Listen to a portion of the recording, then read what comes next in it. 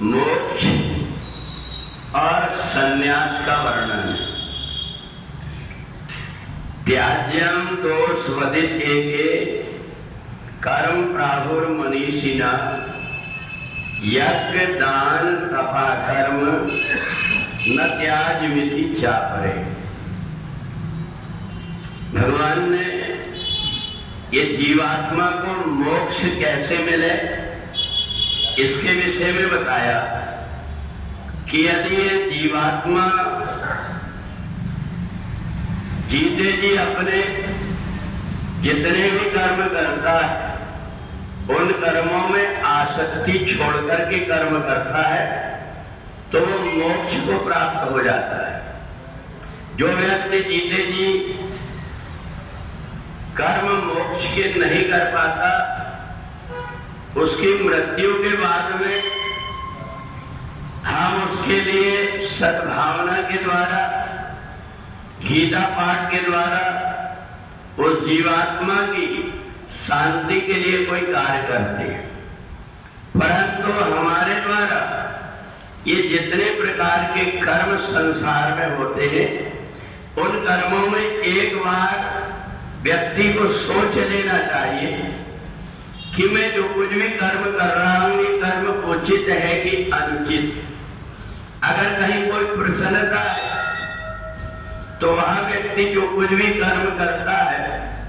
देख करके लगता है कि प्रसन्नता पूर्वक वो व्यक्ति कार्य कर रहा है, पर कई बार हमारी बुद्धि ये भी काम नहीं आती कि हम दूसरों के यहाँ जाकर के उसको किस प्रकार के कर्म करने के लिए बाध्य कर दे रहे हैं। त्याज्यम दोषवदित एके, जो ऐसे कर्म है जो कि रूढ़िवादिता के कारण अज्ञान के कारण व्यक्ति उसको करता है, उससे उसका मन हटा करके परमात्मा की तरफ लगाना चाहिए। संसार के जितने भी सांसारिक कार्य हैं जो कुछ भी हम करते हैं उसमें पहले अपने आप को सोच ले, विचार करके देख ले कि हम जो कुछ कर्म कर रहे हैं ये कर्म उचित है कि अनुचित। अगर कोई व्यक्ति अपने घर में कोई प्रकार का विवाह शादी किया, कोई आनंद उत्सव का कार्य किया तो उसमें व्यक्ति सहभागी बन करके सबके बीच में जाकर के भोजन करता है, उनके साथ में बैठ करके खुशियां मनाता है, परंतु इसी प्रकार से अज्ञान के कारण किसी व्यक्ति के यहाँ किसी की मृत्यु हो गई हो और उसके ऊपर से सारे व्यक्ति जाकर के वहां ये सोचते हैं कि हमें यहाँ भोजन कराया जाए, तो ये जिस प्रकार के दोषयुक्त कर्म है, एक तो व्यक्ति में से दुखी और परेशान है, ऊपर से उसके ऊपर बोझ डाल करके और उसके यहाँ पर जाकर के हम और मृत्यु के बाद में भी उसके ऊपर वजन देना नहीं छोड़ते। तो भगवान ने कहा कि अगर तुम जीवात्मा का मोक्ष चाहते हो तो ये जीवात्मा को शरीर से छूटा और छूटते ही मुक्त हो गया। तुम्हारे द्वारा किए हुए जो कर्म है, अगर तुम सत्कर्म करते हो, परमात्मा के भजन करते हो,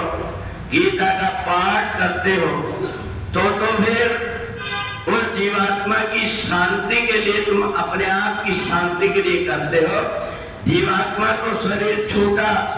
और मुक्त हो गया। ये जीवात्मा ना तो पहले भी कभी बना हुआ था